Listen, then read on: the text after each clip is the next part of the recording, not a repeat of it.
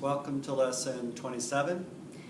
I will be explaining pages 268 to 270, letter from Birmingham jail, as an argument analysis.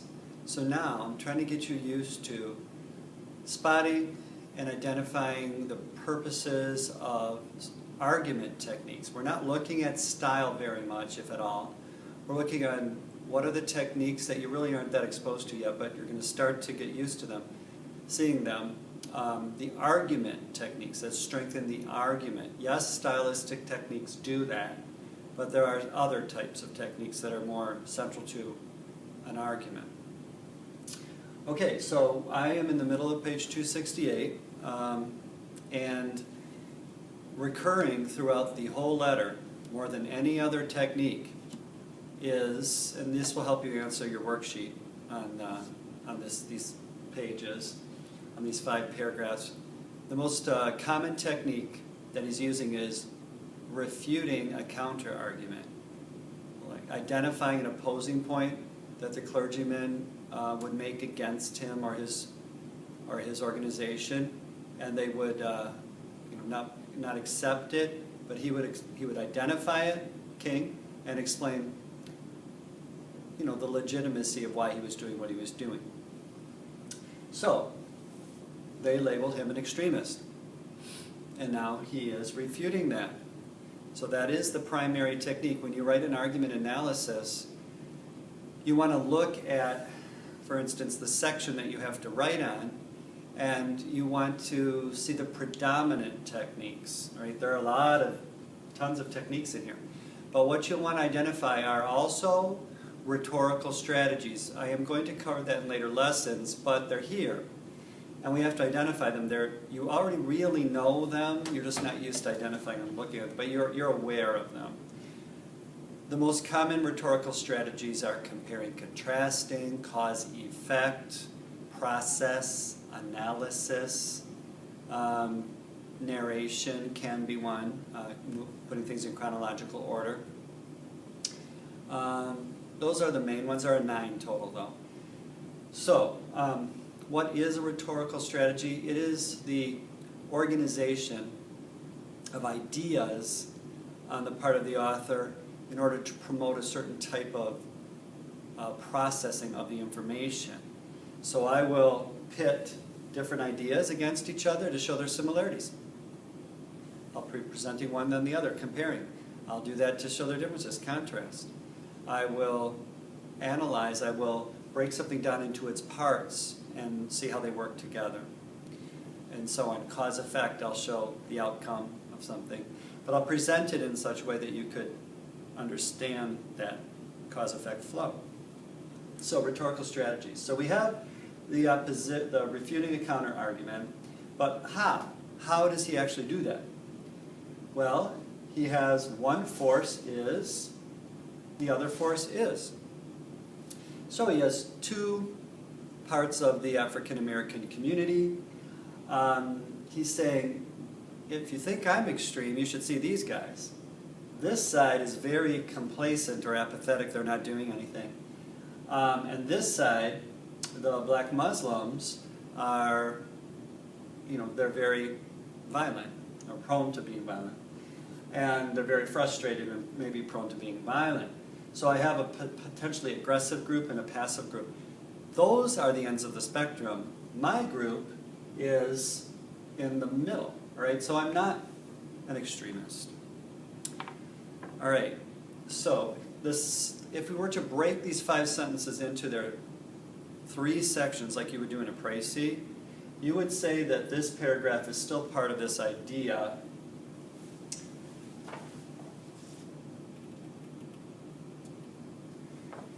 So it's referring back to the previous paragraph, so paragraph 28 is still in this first section of these 5 paragraphs. So, what is he doing there? He is actually saying, this is the role I'm fulfilling in society. Is he appealing to ethos, pathos, or logos? Well, there's always some of logos for sure. If that could be the main focus.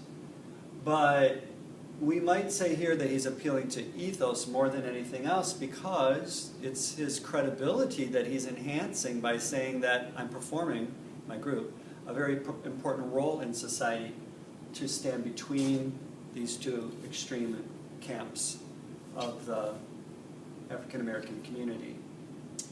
All right? And we're showing them a different way of handling their problems through nonviolence. Okay, so we're moving on to the third paragraph, which is paragraph 29 in the whole letter. And what is he really doing here? Well, it's kind of like it's cause-effect, forecasting an effect. If this philosophy of what? Nonviolence had not emerged, we would have a frightening racial nightmare. So a forecasted cause-effect to warn. So we want to not just state, when you write an argument analysis, you're not just stating what are the ideas in a paragraph. You are explaining the strategies that are indirect strategies, not just these words mean this. Those are more obvious. So, technique, it's cause-effect, and it is pretty intense. It's an appeal to pathos too because there's a warning. So, moving on to paragraph 30.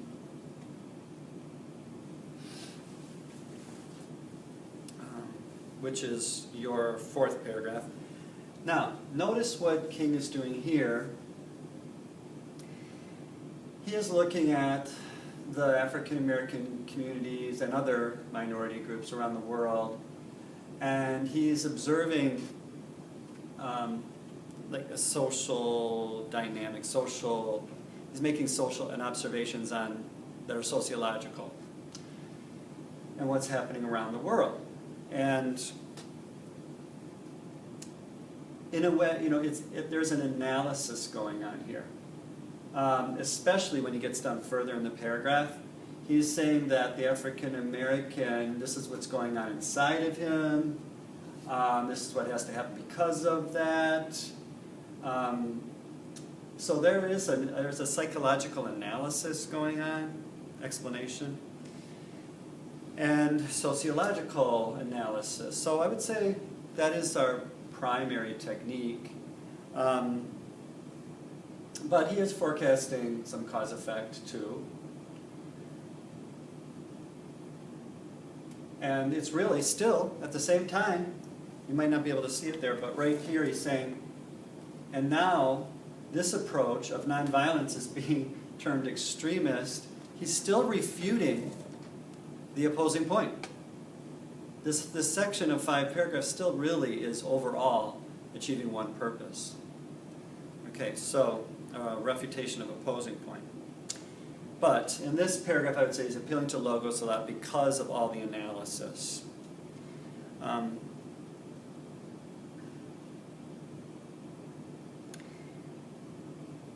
why is he doing all this analysis? What is he explaining that is justified on the part of the African Americans? That their desire for freedom is shared by a lot of people around the world, so it's justified, and it's just a natural phenomenon of the human soul and psyche to want this, all right?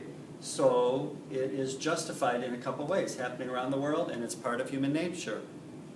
So, I mean, that is some of the idea you'll put on your worksheet. Now, our final paragraph.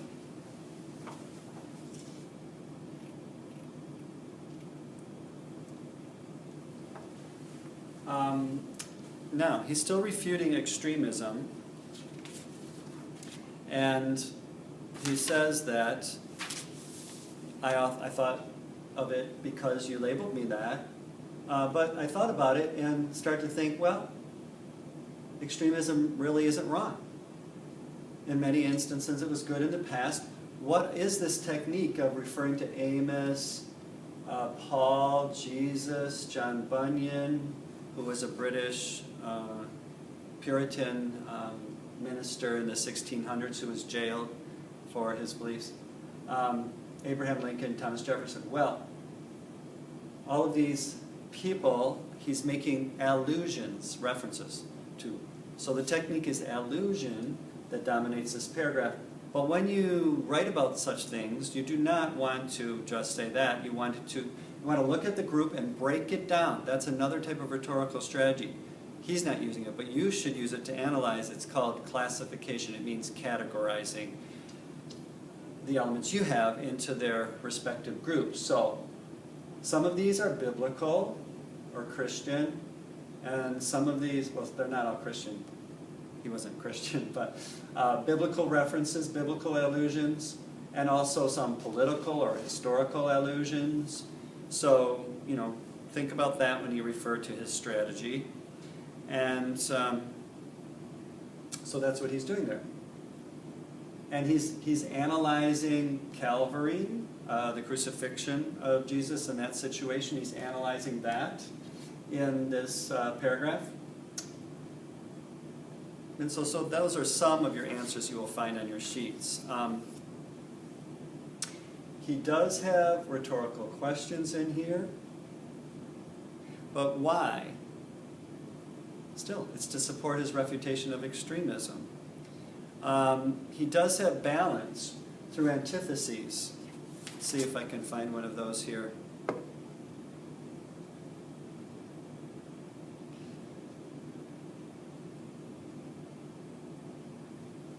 Well, I mean, when he quotes from the Bible,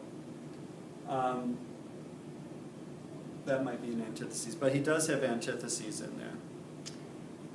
And this balance appeal, it supports an appeal to ethos and logos. Those are answers on your sheet. So I think I'm probably running out of time here, so I think that is a sufficient analysis and explanation of these 5 pairs.